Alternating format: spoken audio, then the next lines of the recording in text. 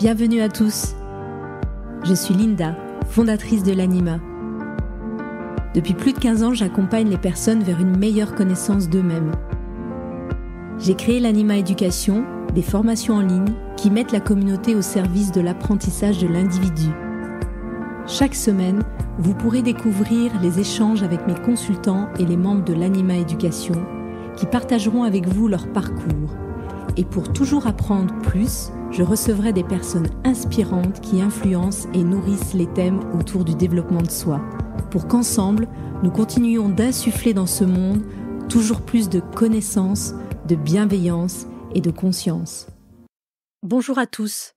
Aujourd'hui, je vais aborder un sujet qui est au cœur de toutes les décisions que je prends et de la façon dont j'interagis avec le monde depuis de nombreuses années. L'intuition et la dialectique inconsciente. Vous le savez, j'ai développé une lecture intuitive dont plusieurs d'entre vous ont déjà bénéficié.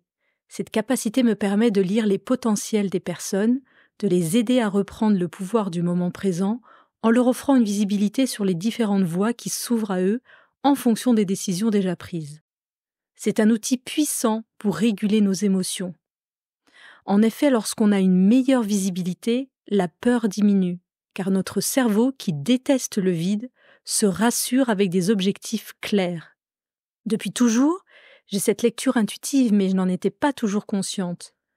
Aujourd'hui, en connaissant mieux ce mécanisme, j'ai affiné cette capacité, ce qui me permet de prendre des décisions plus rapides et plus justes, tout en évitant les montagnes russes émotionnelles.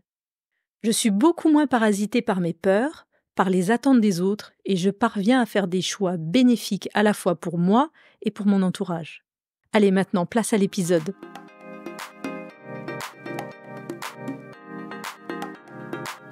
L'intuition, c'est cette petite voix intérieure, ce pressentiment qui nous guide sans que nous puissions toujours expliquer pourquoi.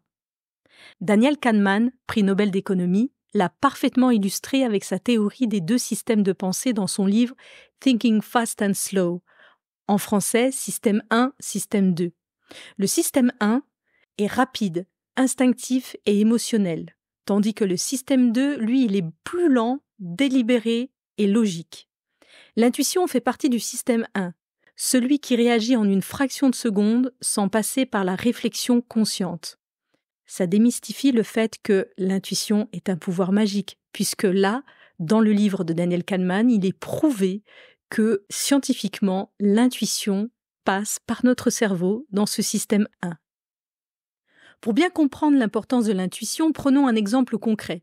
Imaginez que vous êtes dans une réunion d'affaires et que l'on vous propose un partenariat. Sur le papier, tout semble parfait, mais au fond de vous, quelque chose vous freine sans que vous puissiez dire pourquoi exactement. Cette sensation, cette intuition, peut être le fruit de signaux inconscients que votre cerveau a captés, mais que votre conscience n'a pas encore analysés.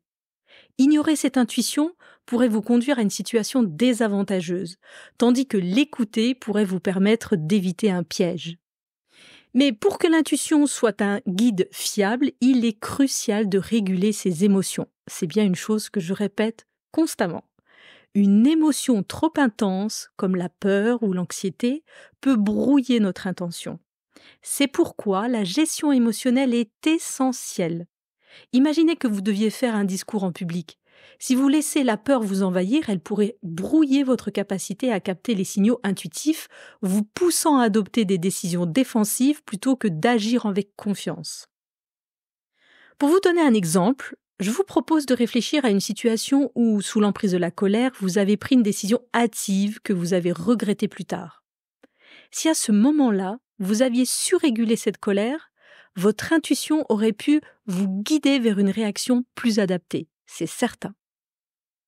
Alors à quoi ça pourrait nous servir de développer cette dialectique inconsciente et en quoi la dialectique inconsciente et le dialogue avec l'inconscient, suivi donc bien évidemment de cet outil et accompagné de cet outil de l'intuition, qu'est-ce que ça pourrait nous permettre d'obtenir dans le temps ?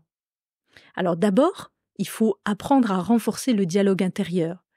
C'est renforcer la connexion avec notre inconscient.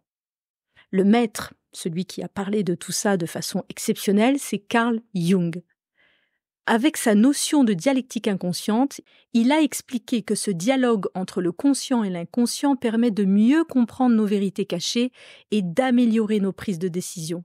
Par exemple, un entrepreneur qui écoute son inconscient pourrait anticiper des tendances du marché avant qu'elles ne deviennent évidentes pour les autres, en se basant sur une intuition nourrie par des observations subtiles et non encore conscientes.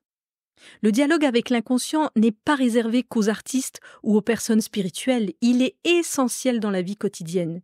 Il nous aide à mieux réguler nos émotions, à prendre des décisions non basées sur la peur, mais sur la confiance en ce qui vient.